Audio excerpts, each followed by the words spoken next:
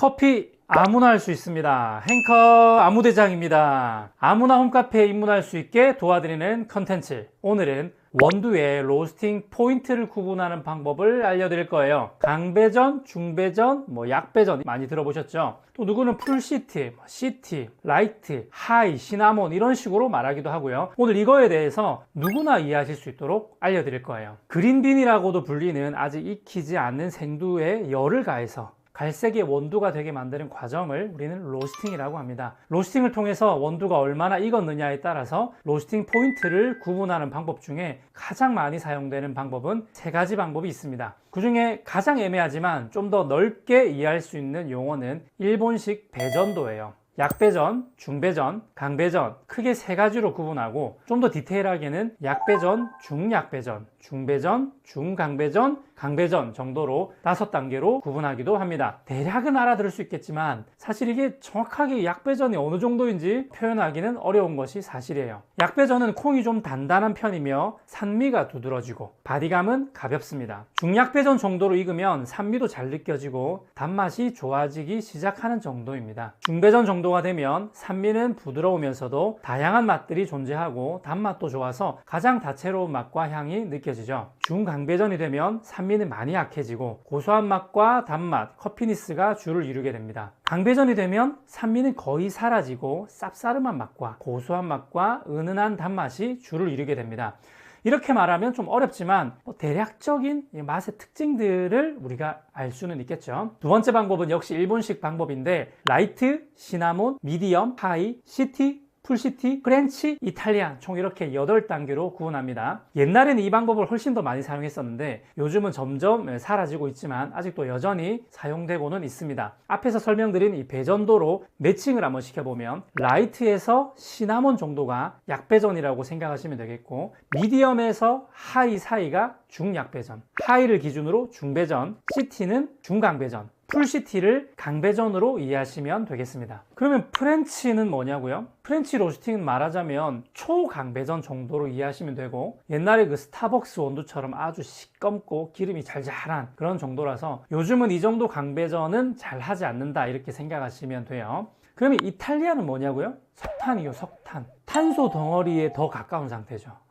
그러니까 연필이 없을 때 대신 이렇게 써도 되는 앞선 두 가지 방법이 대략 이해하기는 좋아도 사실 정확하게 의사소통하기에는 무리가 있기 때문에 미국에서는 아그트론 넘버를 이용합니다. 흔히 샵 65, 샵 55 이런 식으로 숫자로 표기를 하는데요. 이것은 색도계를 이용해서 레이저로 색깔의 진한 정도를 측정해서 수치화시키는 방법입니다. 이 색도계, 자발리틱스 이런 기계 자체가 워낙 비싸서 예전에는 이 색이 잘 변하지 않는 아그트론 패드를 만들어서 많은 사람들이 이 패드와 비교해 가면서 이제 상대적인 아그트론 넘버를 대략적으로 소통을 했었는데 요즘에는 이 색도계의 가격이 많이 저렴해지고 상용화되어서 아브람 커피 같은 로스팅 업체에서도 많이 사용하고 있어요. 아그트론 넘버를 일본식으로 매칭을 한번 시켜보면 샵 95는 라이트, 85 시나몬, 75 미디엄, 65 하이, 55 시티, 45 풀시티, 35 프렌치, 25 이탈리안 정도로 구분합니다. 하지만 이 아그트론 넘버는 67.3, 58.5 이런 식으로 소수점 한 자리까지 표시하기 때문에 더 디테일하게 표기할 수가 있고 로스팅 포인트를 비교해 볼 수가 있어요. 그러면 이 아브람 커피에서 판매되는 원두를 기준으로 해서 아그트론 넘버로 대략 설명을 드리자면 저희 매장에서 판매되는 가장 강한 강배전 원두가 아그트론 한 53 정도, 50 초반에 있어요. 시티에서 살짝 더 익은 정도죠. 그리고 산미가 좀 부드러워지는 중강배전 정도가 58 정도가 되고요. 아그트론 60 정도가 되면 중배전, 아그트론 70 정도가 중약배전, 아그트론 80이 넘어가면 이제 약배전으로 보고 있습니다. 사실 요즘은 이 약배전 스페셜티가 많아지고 있어서 약배전의 범위가 굉장히 넓어졌어요. 옛날에는 아그트론 65 정도만 돼도 약배전이라고 불렀는데 요즘은 아그트론 샵 100이 넘는 약배전을 판매하는 곳도 있으니까요. 이게 그러면 왜 이렇게 변하고 있을까요? 로스팅 머신의 발달과 로스팅 기술의 발달, 그리고 생두 퀄리티의 발전과 연관이 있다고 할 수 있습니다.